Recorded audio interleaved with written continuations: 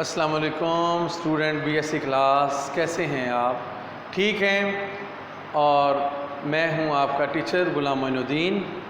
आज का बेटा जो हमारा लेक्चर है वो है कुरा हवा में नमी।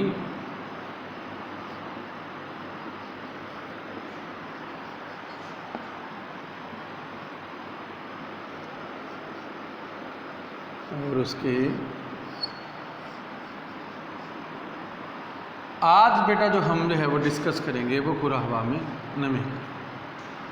अब बेटा इस लेक्चर का आगाज़ करने से पहले हम जो है अल्लाह ताला के बाबरकत नाम से इसका जो है वो आगाज़ करते हैं। बिस्मिल्लाहिर्रहमानिर्रहीम। अब बेटा जो कुरा हवा में नमी है ये हर जगह जो है वो एक जैसी नहीं होती, क्योंकि हर जगह टेम्परेचर एक जैसा नहीं होता। जितना ज़्यादा हाई टेम्परेचर होगा उतना ज़्यादा जो है वो उस हवा के अंदर जो उसके अंदर जो है वो एयर पाई जाएगी, उसके अंदर नमी को जज़ब करने की ताकत उतनी ज़्यादा होगी। और जो सतह समंदर के पास एरियाज़ हैं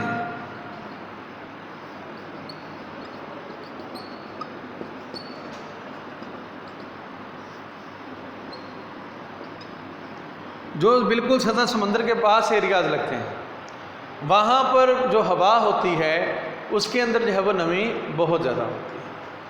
अब हवा के अंदर जो नमी की मिक़दार है वो किसी भी इलाका में दर्जा हरारत के कम या ज़्यादा होने का सबब बनती है। बाज़ टाइम कई इलाकों में नमी ज़्यादा होती है तो वहाँ पर बारिश भी होती है। बाज़ टाइम कई इलाकों के अंदर कुरा हवा के अंदर नमी ज़्यादा होती भी है लेकिन वहाँ पर अमले तकसीब नहीं हो रहा होता। तो लिहाजा अब किसी भी इलाके की जो लोकेशन है बेटा वो जो है वो डिपेंड करती है वो कहाँ पर है। अगर हम देखें कि खत्ती सुबह से अगर कुतबी इलाकों की तरफ जाएं तो रतूबत या नमी में जो है वो क्या हो जाती है, कमी हो जाती है। और अगर हम रतूबत की तारीफ़ करें तो रतूबत की तारीफ़ ये होती है, हालांकि वो नमी की मिक़दार होती है, यानी कि कुरा हवा के अंदर किसी ख़ास हद तक या किसी ख़ास दर्जा हरारत पर जो मौजूद नमी की मिक़दार होती है उसको जो है वो रतूबत के नाम से पुकारते हैं। आगे बेटा इसकी थोड़ी सी डिटेल हम पढ़ते हैं कि क्या है। कुरा हवा में आबी बुखारात वो कहता है हर वक्त मौजूद रहते हैं। ये आबी बुखारात कुरा हवा में दर्जा हरारत की कमी और बेशी का सबब बनते हैं। इसके अलावा नबाताती ज़िंदगी का दारोमदार भी इन्हीं आबी बुखारात पर होता है। और नमी के जो हसूल के बड़े बड़े ज़राए हैं वो भी यही बता रहे हैं कि वो हैं वाटर एरियाज़। मैंने जैसे पहले बताया वाटर एरियाज़ में बेटा ओशन, रिवर्स, लेक्स और कैनाल्स, ठीक है जी, और अदर बॉडीज़ जितनी भी हैं छोटी छोटी, वो जो है वो कुरा ये नमी का जो है वो ये ज़राए हैं। उसके बाद अब जो ये नमी कैसे हवा के अंदर होती है, ये होती है due to evaporation process of evaporation. अब जब कुरा हवा के अंदर प्रोसेस एवेपोरेशन होगा तो कुरा हवा के अंदर आबी बुखारात मिलेंगे। अगर जहाँ पर गर्मी ज़्यादा होगी, जिन आबी अजसाम में गर्मी ज़्यादा पड़ रही होगी आबी अजसाम पर, तो अब देखें खत्ते सबा कौन सा इलाका है जहाँ पर सूरज की शुआएं हमेशा अमुदन पड़ती हैं।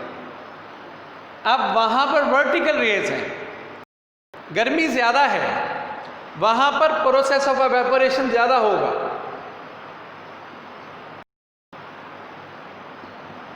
जहाँ पर गर्मी कम है वहाँ पर प्रोसेस ऑफ एवेपोरेशन कम होगा। तो लिहाजा कुरा हवा में आबी बुखारात समंदर से तकरीबन 6000 फीट की बुलंदी मौजूद रहते हैं। अगर देखा जाए जो कुरा हवा के अंदर आबी बुखारात हैं उनकी हदूद कितनी है, उनकी हदूद सतह समंदर से 6000 फीट है।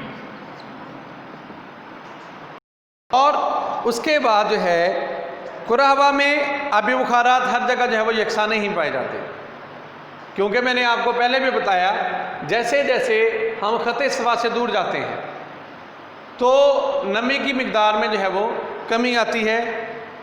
और उसके बाद मैंने ये भी बताया दूसरा जो है वो फैक्टर क्या होता है, हवा का दर्जा हरारत। अब हवा का जो दर्जा हरारत है स्टूडेंट, ये भी जो नमी की मिकदार पर जो है वो काफ़ी हद तक असरअंदाज होता है। मैंने कहा जितना टेम्परेचर हाई होगा नमी की मिकदार भी उतनी ज़्यादा पाई जाएगी। फिर उसके बाद ज़मीनी सतह का फैलाव आ जाता है। अब कुछ इलाके जो बिल्कुल वाटर बॉडीज़ के पास हैं वहाँ पर नमी की मिकदार ज़्यादा होगी, और हवा का जो दर्जा हरारत है वो आबी बुखारात पर वो जो है काफ़ी हद तक असरअंदाज हो रहा होता है। और उसके बाद पस वो मुकाम या हद जिस पर हवा में मज़ीद आबी बुखारात जज़ब करने की ताकत ना हो उसे सीर शुदा या नुक्ता शबनम वाली जो है वो हवा के नाम से पुकारा जाता है। अब इस हद से आगे दर्जा हरारत में मज़ीद कमी हो जाए तो बुखारात शक्ल इख्तियार कर लेते हैं। अगर हवा में आबी बुखारात की मिकदार से ज़्यादा होगी तो मखसूस दर्जा हरारत से बुखारात जज़ब करने की गुंजाइश ना हो तो उस हवा को सैचुरेटेड एयर्स या सीर शुदा हवा कहते हैं। अब उसमें वो बताना चाहता है जो हमने थोड़ा सा बुक से पढ़ा कि टेम्परेचर अगर ज़्यादा है तो वो अपने अंदर वाटर जो है वो यानी कि वेपर जो है वो रहेगी करती रहेगी। एक ख़ास हद चले जाएगी कि ये नमी जो है वो जज़ब करना छोड़ देगी, इसके अंदर नमी को जज़ब करने की सलाहियत कम हो जाएगी। जब एयर के अंदर नमी को जज़ब करने की सलाहियत कम हो जाएगी तो उस एयर को हम सीर शुदा, क्योंकि वो नमी से भर गई है, नमी से फुल हो गई है, तो इस लिहाज से उस एयर को हम जो है वो सीर शुदा जो है वो हवा के नाम से पुकारते हैं। उसके बाद नमी के आगे जो है वो मुख्तलिफ इक़साम है। एक है रतूबत कुल्ली और दूसरी है रतूबत इज़ाफ़ी।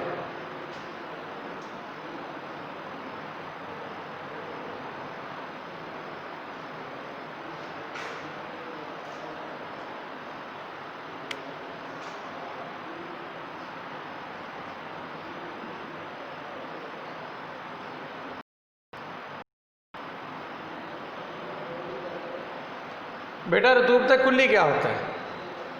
हवा के अंदर किसी भी दर्जा हरारत में नमी जो है वह जज़ब करने की जितनी ताकत हो,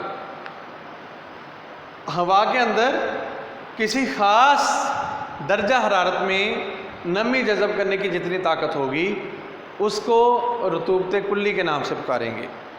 और ये इसकी जो पैमाइश है एक आले के साथ जो की जाती है उसको जो है रतूबत पैमा कहते हैं या उसको हाइग्रोमीटर,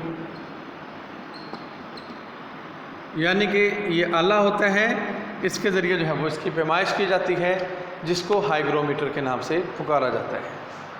अब जो ओशन एरियाज़ हैं या जो है वो लैंड एरियाज़,